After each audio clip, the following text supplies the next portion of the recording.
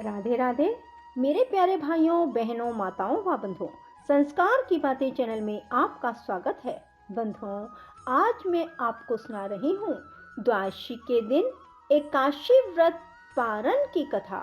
बंधुओं, जो मनुष्य भी द्वादशी के दिन एकादशी व्रत पारण की इस कथा को सुनते हैं, उन्हें एकादशी व्रत के पूर्ण फल की प्राप्ति होती है। बंधुओं, पूर्ण विश्वास सच्ची निष्ठा के साथ ही इस कथा को सुने और अपने व्रत के पूर्ण फल को प्राप्त करो। बंधुओं, यदि आपने YouTube चैनल संस्कार की बातें अब तक सब्सक्राइब नहीं किया तो जरूर करें और बेल आइकन दबाना ना भूलें, ताकि आपको हमारी आने वाली सभी वीडियोस की जानकारी सबसे पहले हो सके। बोलो तुलसी माता की जय हो, विष्णु भगवान की जय हो। हमने आपके मुख से तुलसी के पत्र और पुष्प का शुभ महात्म सुना, जो भगवान विष्णु को बहुत ही प्रिय है। अब हम आपसे तुलसी की पुण्य में कथा को सुनना चाहते हैं। व्यास जी बोले, ब्राह्मणों, पहले स्कंद पुराण में मैं जो कुछ बतला आया हूँ वही यहाँ भी कहता हूँ। शतानंद मुनि के शिष्य कठोर व्रत का पालन करने वाले थे। उन सब ने एक दिन अपने गुरु को प्रणाम करके परम पुण्य और हित की बात पूछी। शिष्यों ने कहा, नाथ, ब्रह्म वेताओं में श्रेष्ठ आपने पूर्व काल में ब्रह्मा जी के मुख से तुलसी जी के जिस कथा का श्रवण किया था, उसको हम सब सुनना चाहते हैं। शतानंद जी बोले, शिष्यगण, तुलसी जी का नाम उच्चारण करने पर ही असुरों का दर्प दलन करने वाले भगवान श्री विष्णु प्रसन्न हो जाते हैं। मनुष्य के पाप नष्ट हो जाते हैं, उन्हें अक्षय पुण्य की प्राप्ति होती है, जिसके दर्शन मात्र से करोड़ों गोदान का फल प्राप्त होता है। उस तुलसी का पूजन और वंदन लोग क्यों ना करें। कलयुग में संसार में वे मनुष्य धन्य हैं जिनके घर में शाल ग्राम शिला का पूजन संपन्न करने के लिए प्रतिदिन तुलसी का वृक्ष भूतल पर लहलहाता रहता है। जो कलयुग में भगवान श्री केशव की पूजा के लिए पृथ्वी पर तुलसी का वृक्ष लगाते हैं, उन पर यदि यमराज अपने किंकरों सहित रुष्ट हो जाए तो भी वे उनका क्या कर सकते हैं। तुलसी, तुम अमृत से उत्पन्न हुई हो और केशव को सदैव ही प्रिय हो। कल्याणी, मैं भगवान की पूजा के लिए तुम्हारे पत्तों को चुनता हूँ। तुम मेरे लिए वरदायिनी बनो। तुम्हारे श्री अंगों से उत्पन्न होने वाले पत्रों और मंजरियों द्वारा मैं सदा ही जिस प्रकार श्री हरि का पूजन कर सकूं, वैसा उपाय करो। पवित्रंगी तुलसी, तुम कलिमल का नाश करने वाली हो। इस भाव के मंत्रों से जो तुलसी दलों को चुनकर उनसे भगवान वासुदेव का पूजन करता है, उसकी पूजा का करोड़ों गुना फल प्राप्त होता है। देवेश्वरी, बड़े बड़े देवता भी तुम्हारे प्रभाव का गायन करते हैं। मुनि, सिद्ध, गंधर्व, पाताल निवासी, साक्षात नागराज, शेष, संपूर्ण देवता भी तुम्हारे प्रभाव को नहीं जानते। केवल भगवान विष्णु ही तुम्हारी महिमा को पूर्ण रूप से जानते हैं। जिस समय क्षीर समुद्र के मंथन का उद्योग प्रारंभ हुआ था, उस समय श्री विष्णु के आनंद अंश से तुम्हारा प्रादुर्भाव हुआ था। पूर्व काल में श्री हरि ने तुम्हें अपने मस्तक पर धारण किया। देवी, उस समय श्री विष्णु के शरीर का संपर्क पाकर तुम परम पवित्र हो गई। तुलसी, मैं तुम्हें प्रणाम करता हूँ।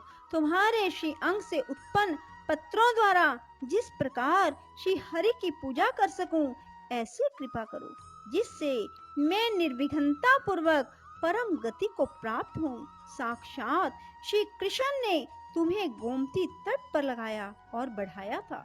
वृंदावन में विचरते समय उन्होंने संपूर्ण जगत और गोपियों के हित के लिए तुलसी का सेवन किया।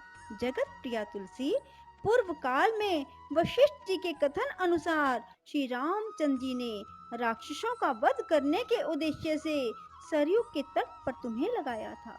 तुलसी देवी, मैं तुम्हें प्रणाम करता हूँ। श्री रामचंद्र जी से वियोग हो जाने पर अशोक वाटिका में रहते हुए जनक किशोरी सीता ने तुम्हारा ही ध्यान किया था, जिससे उन्हें पुनः अपने प्रियतम का समागम प्राप्त हुआ।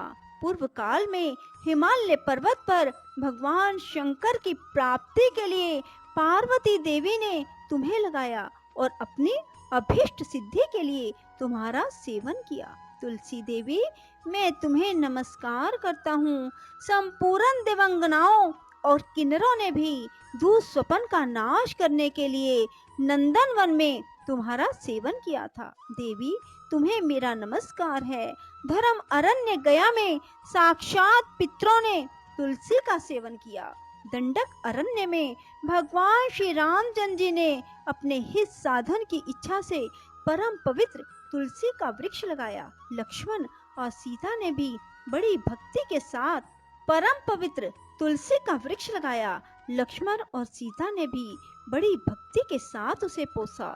जिस प्रकार शास्त्रों में गंगा जी को त्रिभुवन व्यापिनी कहा गया है, उसी प्रकार तुलसी देवी भी संपूर्ण चराचर जगत में दृष्टि गोचर होती है।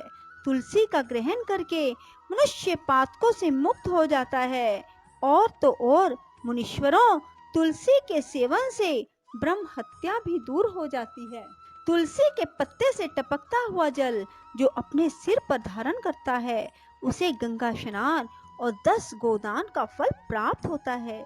देवी, मुझ पर प्रसन्न होवो। देवेश्वरी, हरि प्रिय, मुझ पर प्रसन्न हो जाओ। क्षीर सागर के मंथन से प्रकट हुई तुलसी देवी, मैं तुम्हें प्रणाम करता हूँ। द्वादशी की रात्रि में जागरण करके जो इस तुलसी माँ की कथा को सुनता है, भगवान श्री विष्णु उसके 32 अपराध क्षमा कर देते हैं।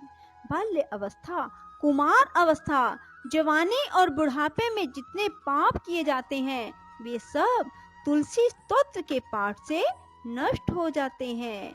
तुलसी के स्तोत्र से संतुष्ट होकर भगवान सुख और अभ्युदय प्रदान करते हैं। जिस घर में तुलसी जी की इस कथा को सुना जाता है, पढ़ा जाता है, उसका कभी अशुभ नहीं होता, उसका सब मंगल ही होता है, किंचित भी अमंगल नहीं होता। उसके लिए सदा सुकाल बना रहता है, वह घर प्रचुर धन धान्य से भरा रहता है।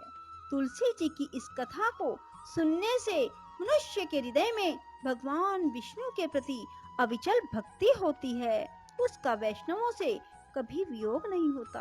इतना ही नहीं, उसकी बुद्धि कभी अधर्म में प्रवृत्त नहीं होती। जो द्वादशी की रात्रि में जागरण करके तुलसी जी की इस कथा का पाठ करता है, उसे करोड़ों तीर्थों के सेवन का फल प्राप्त होता है। बोलो विष्णु भगवान की जय, तुलसी माता की जय। राधे राधे, जय श्री कृष्णा। बंधुओं, यदि आपको हमारी वीडियो पसंद आए तो इसे लाइक करें और शेयर भी जरूर करें। धन्यवाद।